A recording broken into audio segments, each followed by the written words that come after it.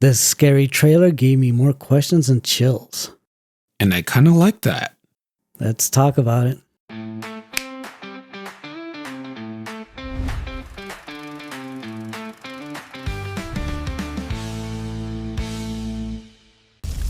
All right, welcome to A&J Hot Takes. I am Andre. And as always, I'm Joe. Today, we're talking about Passengers. Going into the spooky. The Passenger. The Passenger. Passengers is a completely different movie. I am sorry. We are doing The Passenger. Yes.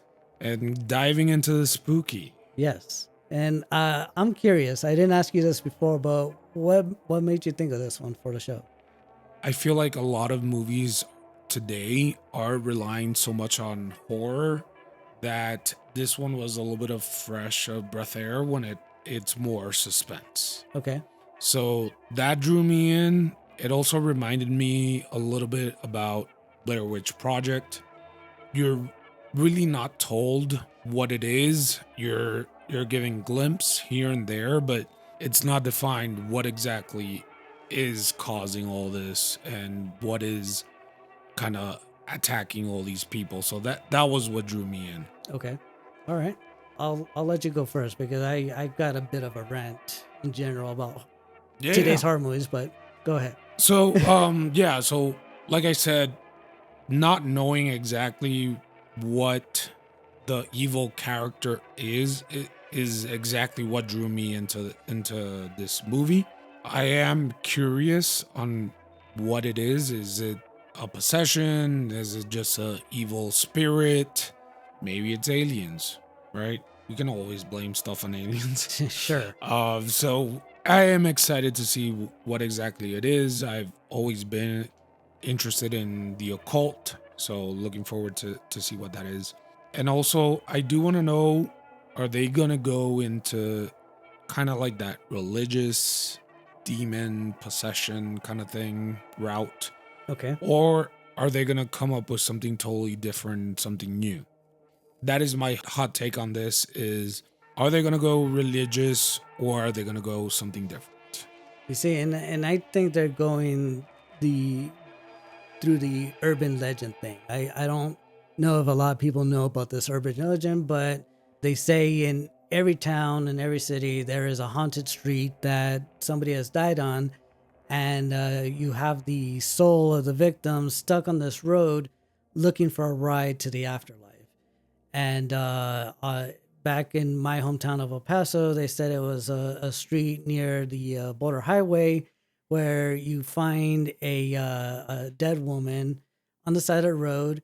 And if you happen to see her and she's hitching for a ride, you're supposed to stop.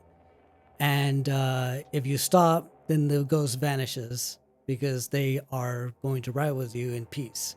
But if you don't stop, if you look in your rearview mirror, the ghost will appear behind you in their dead form and they'll cause you to wreck. That would be an interesting take of the urban legend. Yeah. But I didn't get that feel in this one. Right. Because, yes, you do see like the evil whatever appear next to the driver. Yep.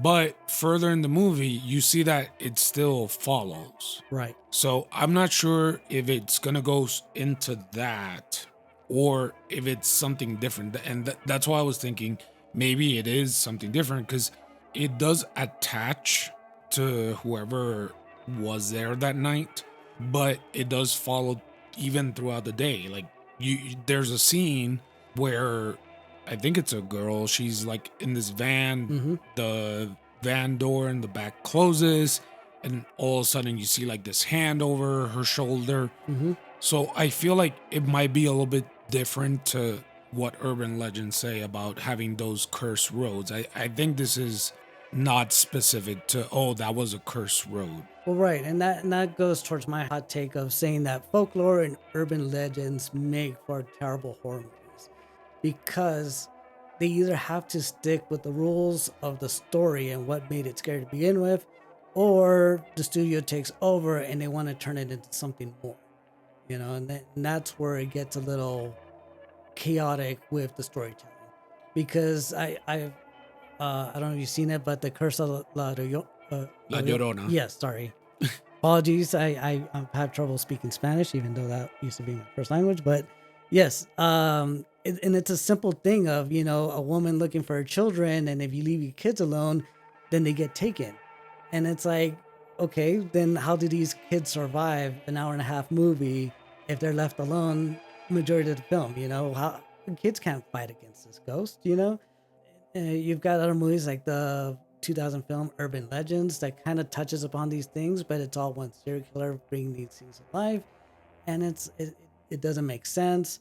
Even the one of the biggest disappointments I saw was Scary Stories to Tell in the Dark, which is a book full of ghost stories and folklore and urban legends.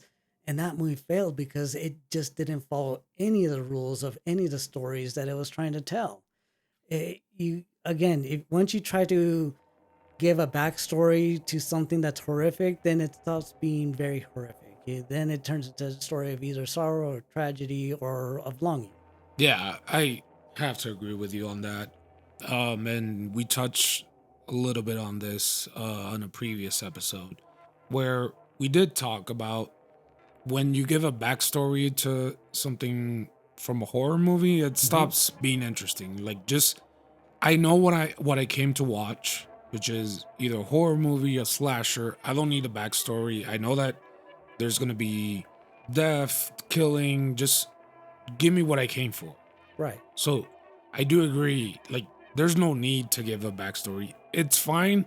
Like, if this movie is gonna be based on some urban legend, to talk about what urban legend it is, because it's not clear based on the trailer if it is. So if it is gonna be based on one of those, then just mention it. But that's it. Don't go into a lot of detail. Just say this town has this urban legend, and that's Right. it. Right. And to your point that they're not either embracing the folklore or they're trying to like touch upon it, but then do it their own thing. I think that's why they chose with the title for the movie, because that doesn't really clearly state what's going on either. You called it Passengers before, and I don't blame you, because there's at least 6 other films that's either called The Passenger, Passengers, the Passenger, or whatever, that I've seen as well, and they have nothing to do with this sort of thing.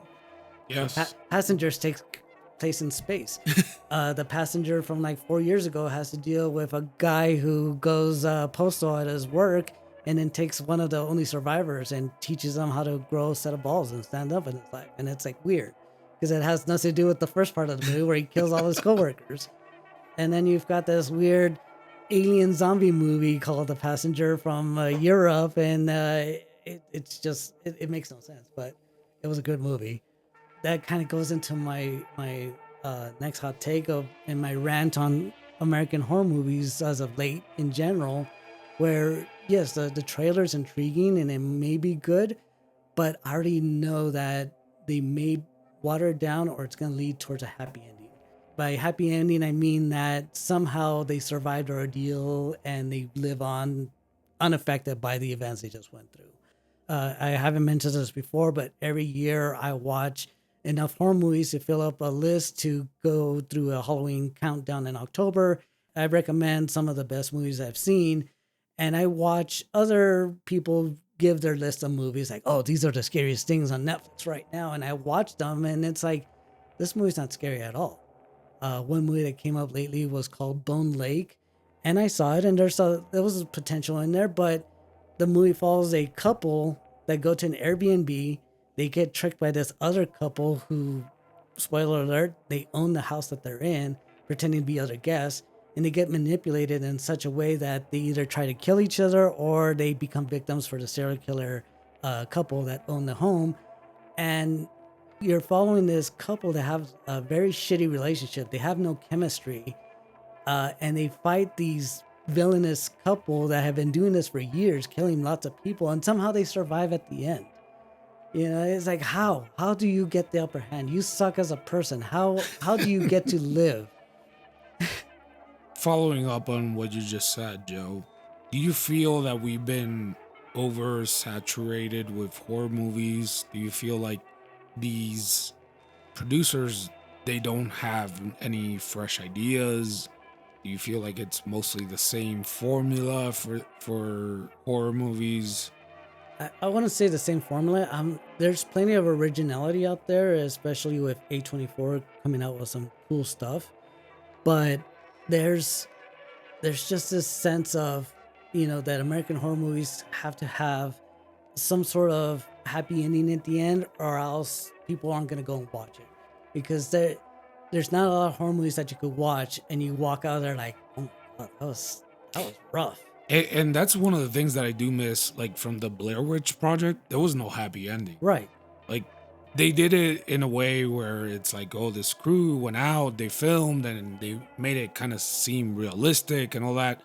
But the crew at the end, yeah, they died. And same thing with Cloverfield, Mm-hmm. right? Yeah. Where we have this movie with a monster. Typically, your protagonist always survives the monster movies, but in this one, it was like, no, he just found the footage. Right. So, hopefully, they don't follow that formula for this one. Because to be honest, like, I am a little bit excited for it. I do want just what it is, just show me what it is, and Right. Just not let as it be. yes, Yeah. like if everybody has to die, then let it be. Right. Don't make this something that it's not supposed to, and follow that formula of, okay, this is our main character and he's gonna survive or she's gonna survive. Like, no, Right. just do it.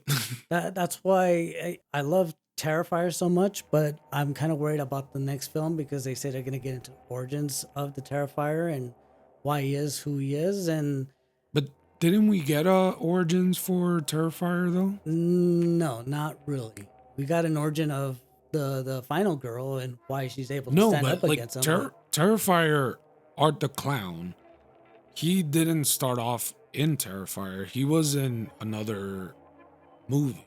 He was in 3 other movies before he got his Yeah. own So thing. didn't we get kind of a origin already for that? I I don't know if it's canon to the rest of the actual movies, but if so, then maybe yes, but not. I would say probably not the true origin of how he became this demonic entity. Okay. But again, that's why I like the first 3 movies so much. It's like, yeah, you could give an explanation to the girl and why she's able to fight him. That's cool, but just let him be this unstoppable force. You know, Yeah. just like Jason used to be in the original movies. He got defeated at the end and somehow he came back. Cool, I'm in for it. Yeah. But And to be fair, like Jason, the first Friday the 13th kind of serves like a origin, right? Because you didn't get Jason as the killer in the first one. No, but there was nothing that explained why he kept being resurrected. Exactly. Not really. Until And we don't need that. unfortunately they did do it later on when the series kind of went to hell, but that's why the first films are just great, because Yeah. he's just out there killing these counselors and anybody gets in his way. Fantastic. I don't think people were watching the movies to be like, okay, so why is he this way? Like, people would watch Friday the 13th as like, oh, we got another Jason movie. Great. Right. Right? Dude with a hockey mask. He's killing everybody. That's why we're watching this. And unfortunately, that's what happened to the Nightmare on Elm Street series, where you had Freddy, and he just came back killing people in the first one. Fantastic. Second movie was weird, but still good. Then you had the third movie that, oh, he's the bastard child of this nun that got raped, and he needs to be laid to rest, and they found his weakness, and it's like, oh, well, it's so good, but all right. I didn't need to know that. And then all of a sudden, I think after the third movie, that's where the downfall of the series had.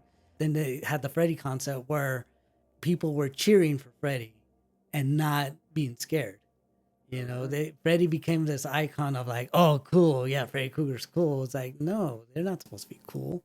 Something's been lost unless they are bold enough to make these horror movies where there's no victors, there's no happy endings. Then I don't know.